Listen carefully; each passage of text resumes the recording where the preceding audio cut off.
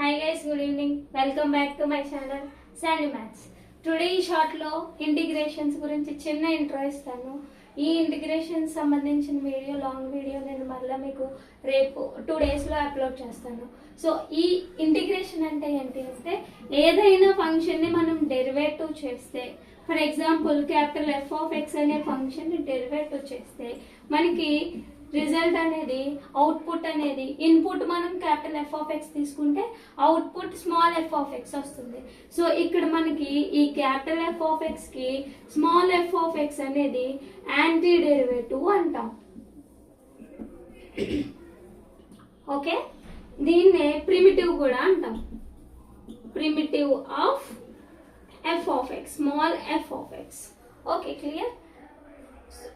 వీటి గురించి ఇందులో డెరివేటివ్స్ ఏంటి, యాంటీ డెరివేటివ్స్ ఏంటి, ఇందులో 2 మార్క్ ప్రాబ్లమ్స్ ఏముంటాయి, 7 మార్క్స్ మోడల్స్ ఏముంటాయి, రిడక్షన్ ఫార్ములాస్ ఏముంటాయి అనేది నేను మీకు ఫుల్ వీడియోతో నెక్స్ట్ క్లాస్లో వస్తాను. Thank you for watching.